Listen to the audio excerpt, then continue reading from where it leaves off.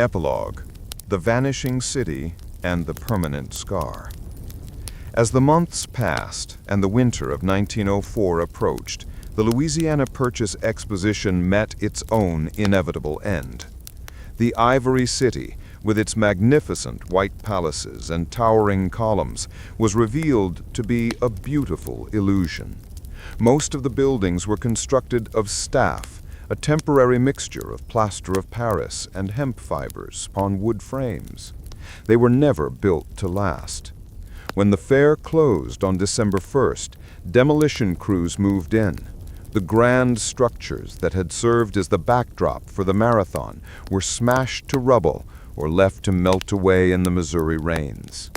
The dust that had choked the runners turned to mud, and the site was eventually reclaimed by the city, becoming the forest park we know today. The physical traces of the 1904 marathon have been largely erased from the landscape. The treacherous hills have been graded, the dirt roads paved over, and the well where the runners fought for water is long gone. Yet the ghost of the race lingers. It survives not in bronze statues or marble monuments, but in the lore of the sport. Every time a modern marathon runner grabs a cup of electrolyte solution at a well-stocked aid station, they are unknowingly paying tribute to the suffering of Thomas Hicks. Every time a course is measured with obsessive accuracy, it is a silent apology for the chaos that allowed Fred Lors to ride in a car. In the final tally, the 1904 St. Louis Marathon produced the lowest finisher rate in Olympic history. It produced the slowest winning time in Olympic history. It produced the only known instance of a gold medalist being carried across the line while dosed with rat poison. It was a failure in every metric of sporting excellence, yet it succeeded in being the most human event ever staged. It stripped away the pretense of glory and revealed the raw, ugly, hilarious, and terrifying reality of pushing the body beyond its breaking point. The marathon survived St. Louis. The Olympics survived St. Louis. But for the 32 men who stood on that starting line in the suffocating heat of August 30, 1904, the race never truly ended. They carried the dust of Missouri in their lungs and the memory of the man-killing course in their legs for the rest of their lives. It remains the strangest chapter in the history of sport, a dark comedy written on the American frontier, proving once and for all that truth is not only stranger than fiction, it is vastly more exhausting. The logistical incompetence extended to the officiating itself. The records show that the officials following the runners were more interested in the spectacle than the sport. Several reports indicate that the judges and doctors in the trailing automobiles were drinking whiskey and smoking cigars as they motored alongside the gasping athletes. Imagine the psychological torture of a runner hallucinating from dehydration at mile 18, breathing in the exhaust fumes of a car, while the men meant to ensure his safety blew cigar smoke in his face and toasted to his health with iced bourbon. It was a grotesque inequality that mirrored the class dynamics of the era, the wealthy men in machines watching the poor men suffer on foot. There is also a fascinating, often overlooked medical footnote regarding the strychnine winner, Thomas Hicks. While modern medicine views his treatment as horrific, at the time, his handlers, Charles Lucas and Arthur Corey, believed they were conducting cutting-edge science. They took detailed notes on Hicks's decline. When Hicks begged for water at mile 17, Lucas refused, writing later, "I decided to give him a mental shock." He essentially tried to bully Hicks's physiology into compliance. The brandy was given not to hydrate him, but because alcohol was thought to be a stimulant for the heart. The fact that Hicks survived this medical care is a miracle of biology. Had they given him a third dose of strychnine, or had the brandy interacted differently with the poison in the heat, The 1904 Olympics would have ended with a corpse draped in the American flag at the finish line. The finish line itself was a scene of confusion that bordered on farce. Because the race took place in the afternoon heat, by the time the stragglers were coming in, the sun was low. The stadium was largely empty, the bored spectators having left to see the other attractions of the fair, like the Pike, the entertainment district. The later finishers crossed the line to polite golf claps or total silence. Some didn't even know where the finish line was. There are accounts of runners wandering around the stadium infield, dazed, asking where they were supposed to stop. The grandeur of the Olympic ideal had dissolved into a sweaty, dusty man asking a janitor where the race ended. In the decades that followed, the 1904 marathon became a sort of dirty secret for the International Olympic Committee. It was the anti-marathon. When organizers planned the 1908 London Marathon and the 1912 Stockholm Marathon, they used St. Louis as a blueprint of what not to do. Water stations became mandatory. Medical checks became rigorous. The concept of purposeful dehydration was thrown into the dustbin of history, though it took decades to fully disappear from coaching manuals. But perhaps the most lasting image of the race is not Hicks being dragged or Laura smiling in the car, but the solitude of the course itself. For large stretches of the 24 miles, there were no crowds. Just a lone man running through the silent, oppressive heat of the American Midwest, chasing a glory that felt increasingly meaningless with every step. It was a race that stripped the sport down to its rawest, ugliest core. It asked the question, why do we do this? And on that day in August 1904, amidst the poison and the lies, no one had a good answer. The only answer was survival. And in the end, that was the only record that mattered. The 1904 St. Louis Marathon was the race that almost killed the sport, only to make it immortal by proving that the human spirit is stubborn enough to survive even the stupidity of its own ambition. The legacy of the 1904 St. Louis Marathon ultimately lies in its stark contrast to the polished billion-dollar spectacle of the modern Olympics. Today, the games are defined by precision, photo finishes measured to the thousandth of a second, nutritional plans calibrated to the gram, and uniforms designed in wind tunnels. But St. Louis remains the glorious, muddy, toxic antithesis to all of that. It stands as a monument to the amateur era, a time when sport was not a career, but a chaotic adventure, and when the definition of an athlete included bricklayers, postmen, and men who simply happened to be in town for a fair. In the immediate aftermath, the race was widely condemned. The St. Louis Post-Dispatch and other newspapers labeled it a man-killing event, questioning the morality of allowing humans to subject themselves to such torture. It fueled a decades-long debate in the United States about the safety of distance running, with many medical professionals of the time arguing that the human heart simply wasn't designed to beat that hard for that long, especially not while fueled by brandy and rat poison. It would take nearly 70 years until the running boom of the 1970s for the marathon to truly shed its reputation as a freak show and become a pastime for the common American. In this sense, Thomas Hicks, Felix Carvajal, and even the cheating Fred Lors were pioneers of suffering, enduring the worst conditions imaginable so that future generations could learn that water is, in fact, good for you. There is a final poetic irony in the fact that the 1904 Olympics are largely forgotten by the general public, overshadowed by the grandeur of the 1936 Berlin Games or the tragedy of Munich in 1972. The St. Louis Games were a failure of organization, swallowed whole by the World's Fair they were meant to complement. But the marathon refuses to die. It refuses to be forgotten because it is too human. It is the only event in Olympic history that feels like a tall tale, a myth spun around a campfire. Yet every ridiculous detail is documented fact. It reminds us that at the absolute limits of endurance, dignity is the first thing to go, followed closely by sanity. When we look back at the images of Thomas Hicks, eyes glazed, jaw slack, feet dragging in the dust, supported by his handlers, we don't see a champion in the traditional sense. We see a survivor of a grand, foolish experiment.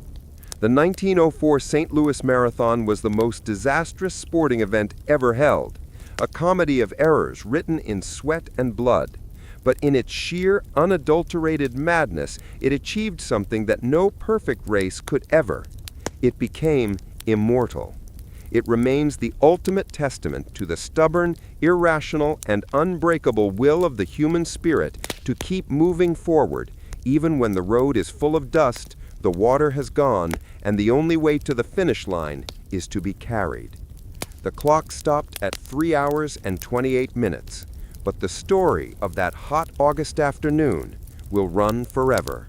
The story of the 1904 marathon would be incomplete without examining the strange, divergent paths taken by its cast of characters after the dust finally settled in St. Louis. If the race itself was a tragedy, the epilogue was a study in irony, proving that the line between a hero, a villain, and a fool is often just a matter of timing. Consider Fred Lors, the man who became the face of sporting fraud for his 11-mile car ride. History has painted him as a lazy cheat, the clown prince of the marathon. Yet the truth is far more complex, and in a way, more impressive. Lors was a talented bricklayer who ran at night after exhausting shifts, a man of genuine grit who simply made a terrible decision in a moment of delirium. The lifetime ban imposed on him by the Amateur Athletic Union was meant to end his career in disgrace. However, Lors, perhaps possessing the same brazen confidence that led him to jump out of that car, appealed the decision, claiming it was merely a temporary lapse in judgment induced by the heat. Surprisingly, the ban was lifted just months later. Determined to prove he wasn't a fraud, Lors entered the 1905 Boston Marathon, one of the most prestigious races in the world. There were no cars, no tricks, and no shortcuts. Lors ran a blistering race, crushing the competition to win legally in 2 hours and 38 minutes.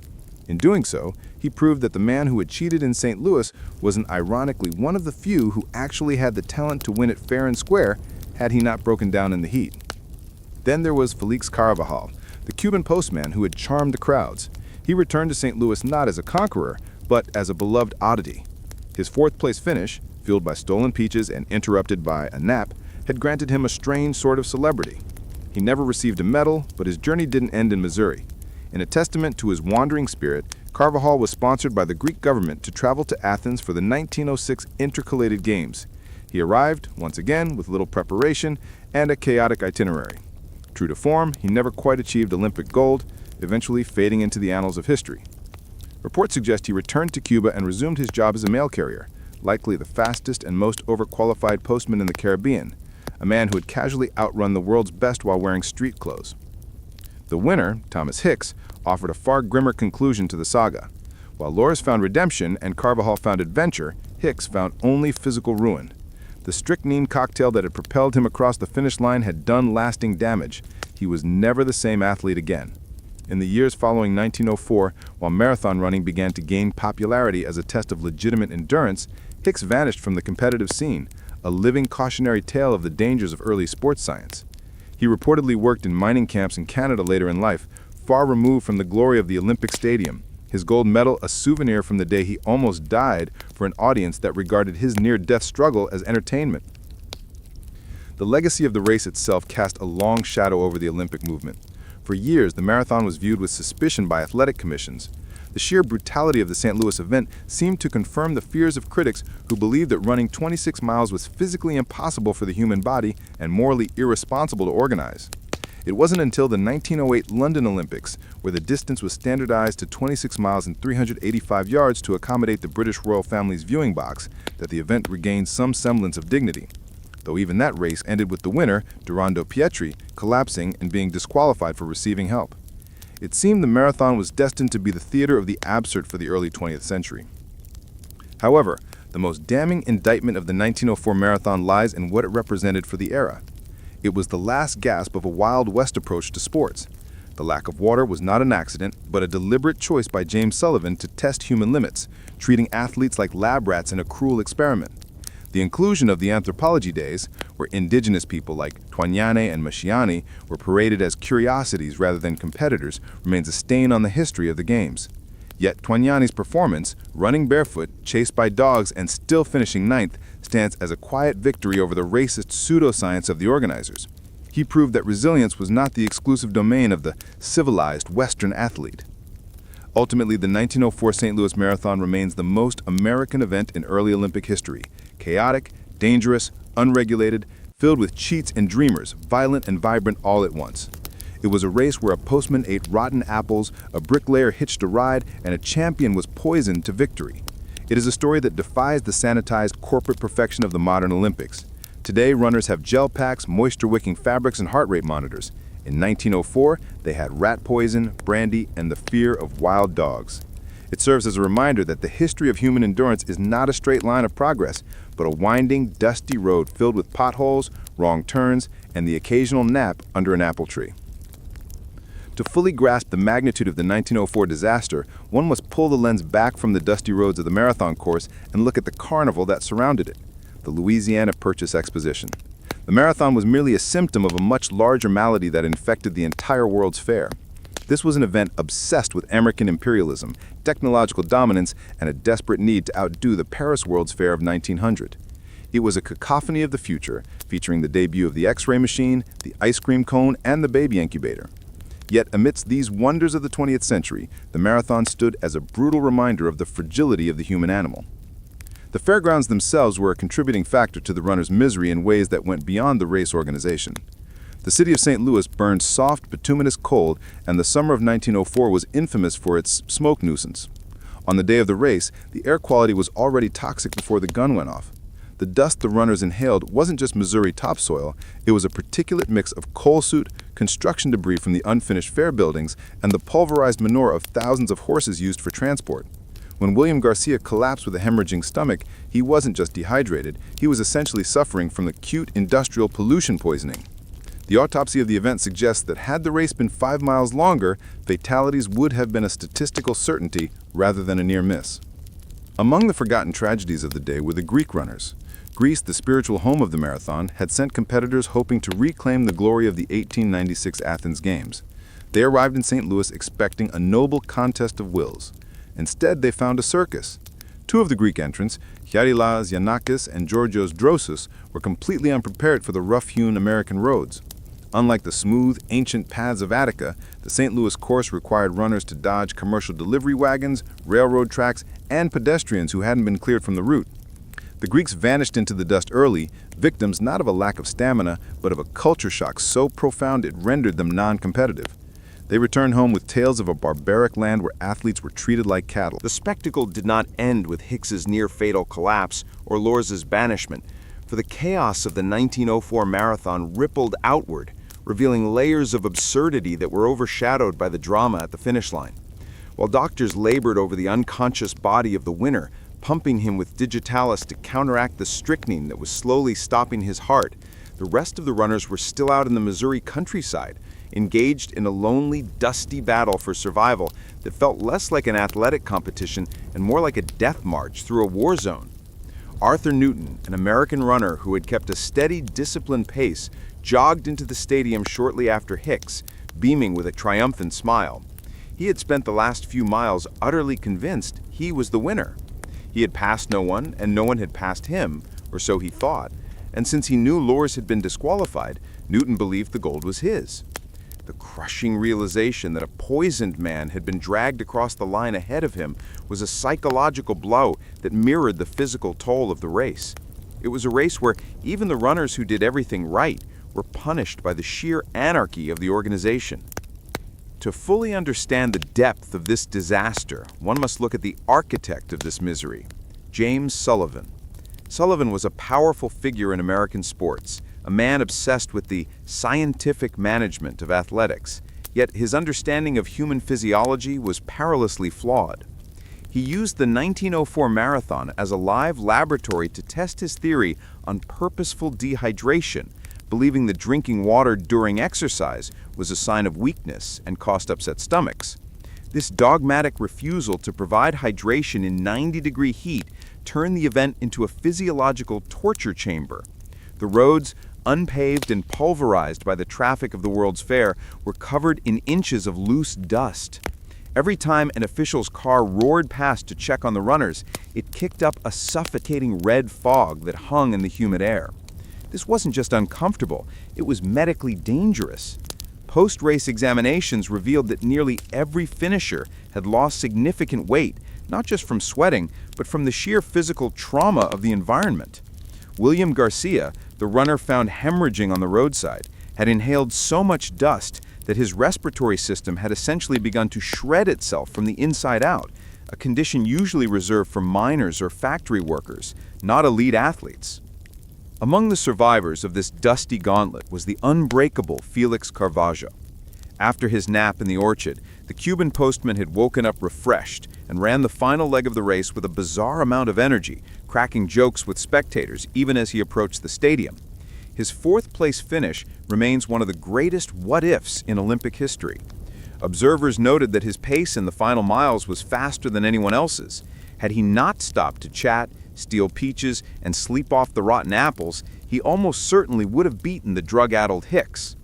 Carvalho became an instant folk hero in St. Louis, a man who embodied the chaotic spirit of the event, unprepared, underfunded, and entirely unserious, yet possessing a raw durability that the scientific American runners lacked.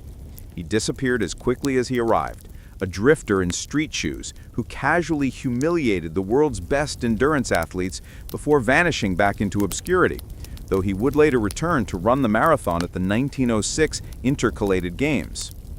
The racial dynamics of the race also painted a vivid picture of the era's prejudices and the strange nature of the 1904 World's Fair. The two Tswana tribesmen, Len Tonyen and Jan Mashiani, were not in St. Louis as athletes initially. They were exhibits.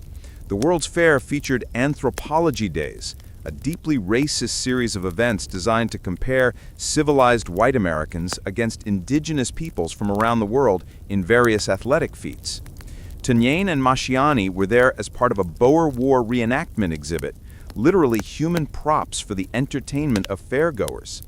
Their entry into the marathon was a spur-of-the-moment decision, yet they outperformed the majority of the trained white field.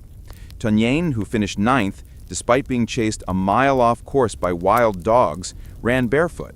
His resilience highlighted the absurdity of the civilized runners who were dropping like flies around him. The fact that he was chased by dogs, likely strays from the shanty towns surrounding the fairgrounds, adds a layer of gritty realism to the event. There were no barriers, no crowd control, just open roads, feral animals, and confused spectators.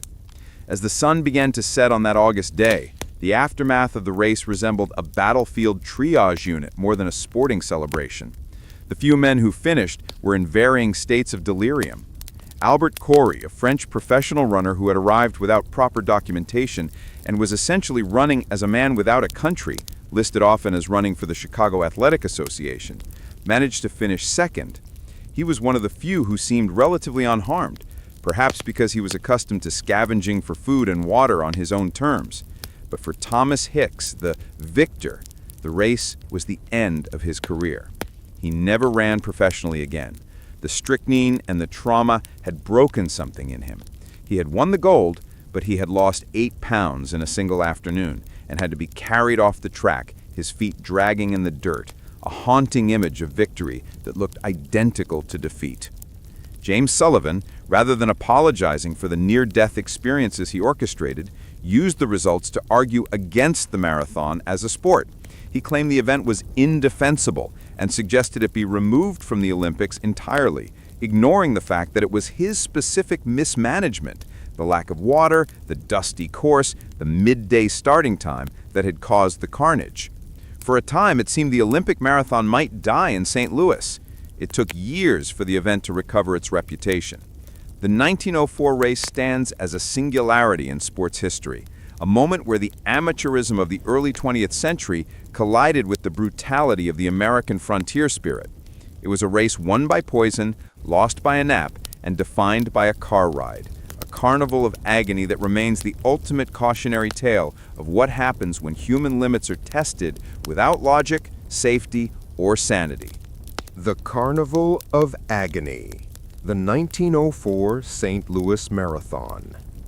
It was supposed to be a display of athletic excellence, a testament to human endurance, and the crowning jewel of the 1904 World's Fair in St. Louis, Missouri. Yet what unfolded on that sweltering August afternoon remains perhaps the most bizarre, disastrous, and grotesquely fascinating sporting event in recorded history. Imagine a race where the winner was fueled by rat poison and brandy. Another runner was chased a mile off course by a pack of wild dogs. A participant took a nap in the middle of the road after eating rotten apples, and the man who broke the finish line tape had actually ridden in a car for 11 miles of the journey. This was not merely a marathon. It was a macabre experiment in human suffering set against the backdrop of a dusty American summer. A comedy of errors so profound that if it were fiction, it would be dismissed as too absurd to be believed. The stage was set in St. Louis, a city throbbing with the energy of the Louisiana Purchase Exposition, but the conditions for the runners were nothing short of hellish. The date was August 30, 1904, and the temperature had soared past 90 degrees Fahrenheit, with humidity thick enough to choke on. The organizers, in a decision that borders on criminal negligence by modern standards, had designed a course that was deliberately punishing.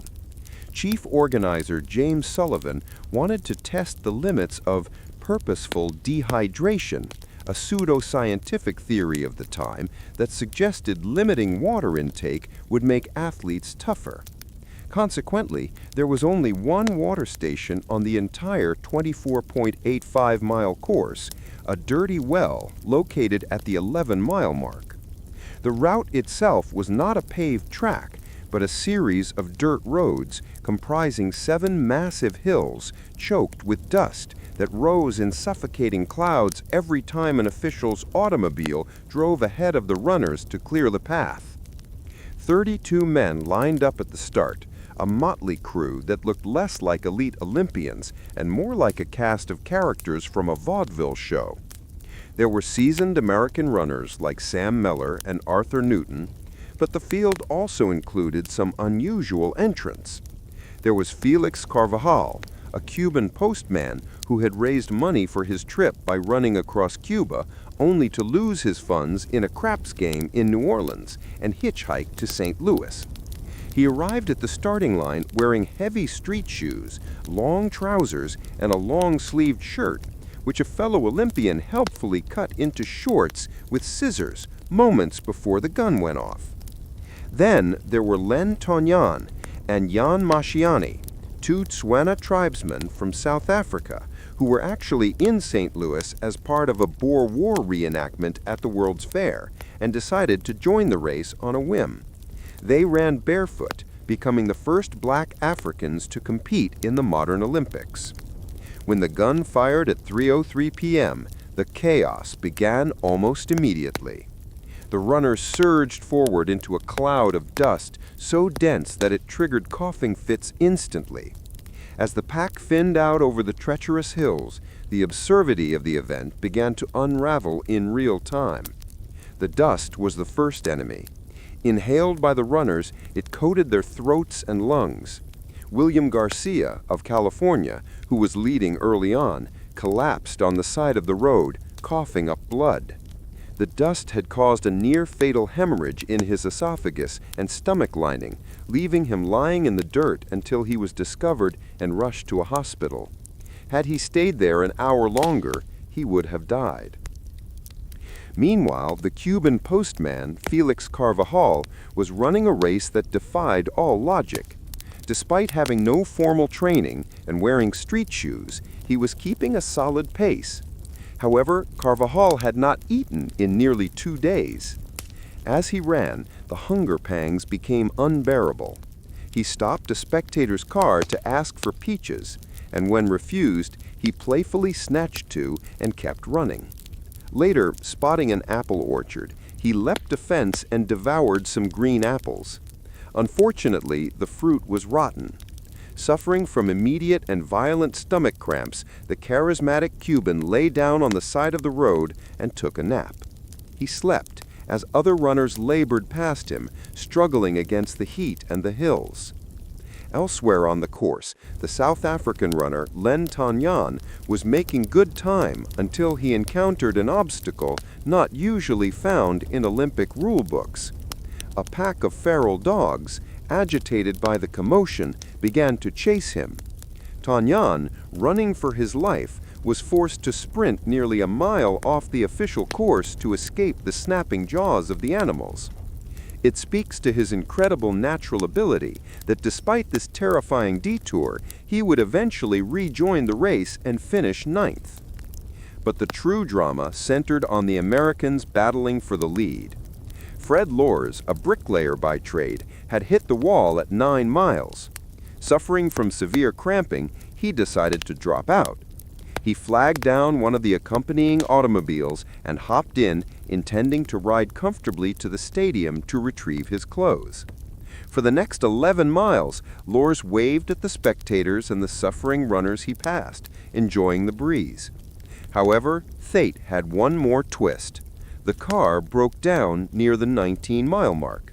Feeling refreshed, and perhaps seizing an opportunity for a legendary prank, Lors jumped out of the stalled car and began running again. He entered the stadium with a roar of applause, his stride strong and energetic compared to the shambling corpses of the other competitors.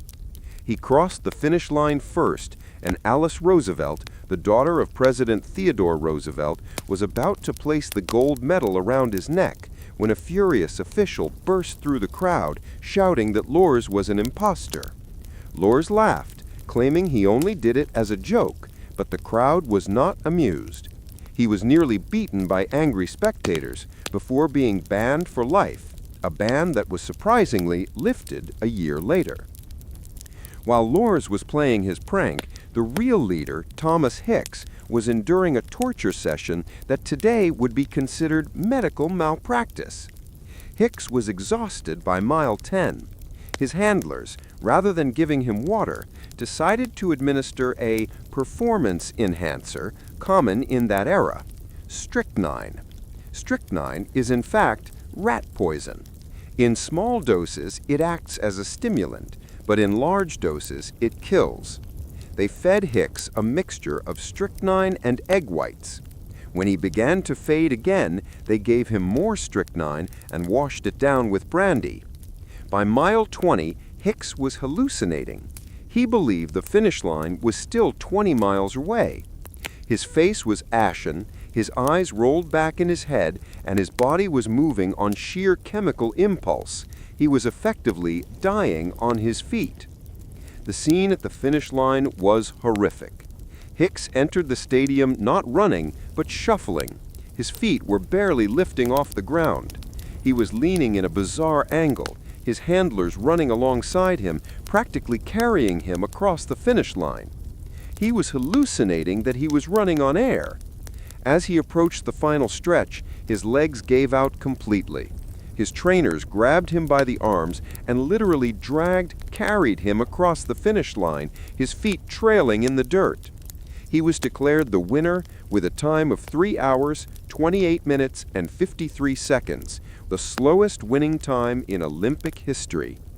Hicks collapsed immediately and had to be treated by 4 doctors on the spot. He had lost 8 pounds during the race and arguably survived only because he didn't run another yard. In the aftermath, the carnage was tallied. Out of 32 starters, only 14 managed to finish. The dust, the heat, the dogs, the poison, and the raw eggs had decimated the field. Felix Carvajal, the napping Cuban, woke up, resumed running, and incredibly finished 4th. Had he not eaten the rotten apples, he likely would have won gold. The 1904 marathon was so disastrous that the Olympic Committee briefly considered abolishing the event entirely from future games.